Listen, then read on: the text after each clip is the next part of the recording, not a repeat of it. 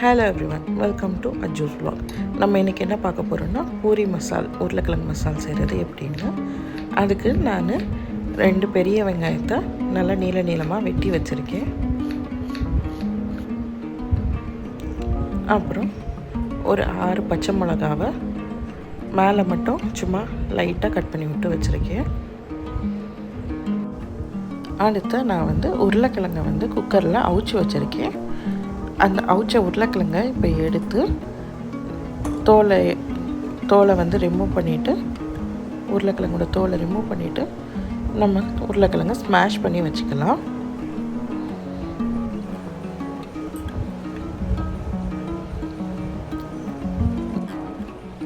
நான் ஒரு ஈஸியான பிரேக்ஃபாஸ்ட் செய்யணும்னு நினச்சேன்னா நான் பூரியும் இந்த உருளைக்கிழங்கு மசாலும் தான் செய்வேன். இது என்ன செய்கிறது அவ்வளோ ஈஸியான வேலை, டக்குன்னு செஞ்சு முடிச்சிடலாம். ஒரு 10 minutes டைம் இருந்தாலே போதும், நமக்கு ரெடி பண்ணிடலாம். இது நமக்கு தேவையான பொருள்லாம் ரெடி ஆகிருக்கு.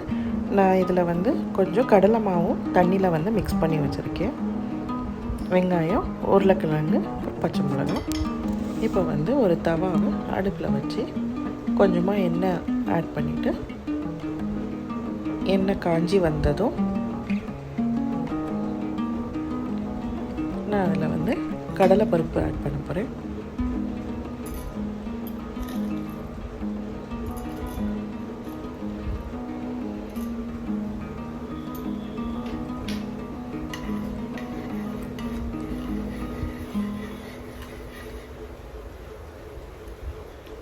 அதுக்கப்புறம் அதில் கொஞ்சமாக கடுகும் உளுந்தம் பருப்பும் ஆட் பண்ணிக்கலாம்.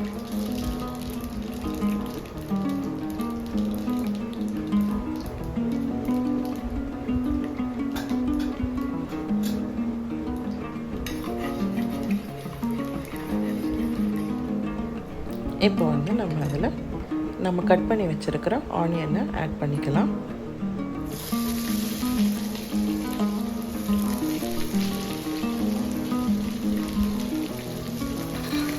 ஆனியனை நல்லா நம்ம வதக்கி விட்டுக்கலாம்.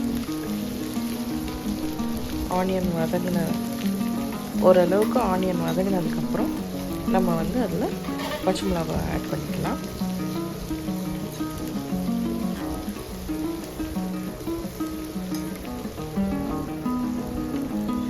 ஓரளவுக்கு நல்லா வதங்கிடுச்சு. இப்போ நம்ம பச்சை மிளகாய் ஆட் பண்ணிக்கலாம்.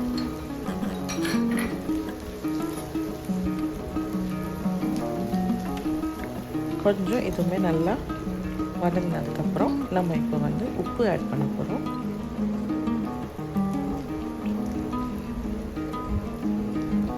கிரேவிக்கு தேவையான அளவு உப்பு, அப்புறம் கொஞ்சமாக மஞ்சள் தூள் போட்டுக்கலாம்.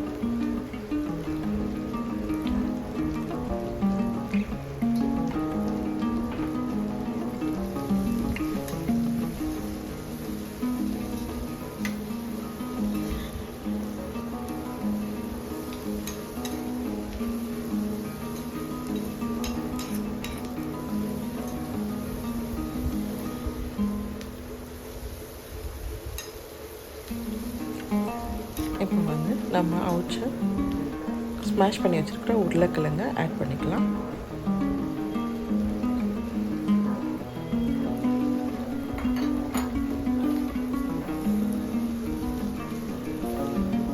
நல்லா கிண்டி விட்டுக்கலாம். ஒன்று போல் வர்றது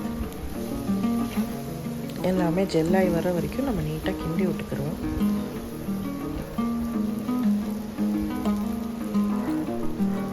இப்போ அது நல்லா கெட்டியாக இருக்குது.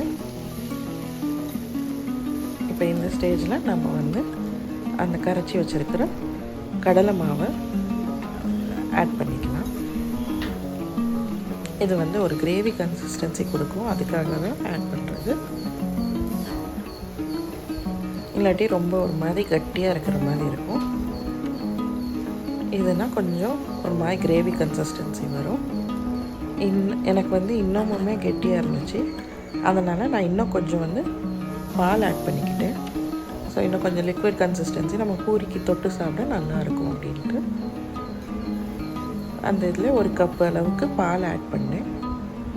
ஆட் பண்ணி விட்டு நல்லா கிரேவி கிளறி விட்டுட்டோம்னா நம்மளோட பூரி மசால் ஆல்மோஸ்ட் ரெடி ஆயிடுச்சு.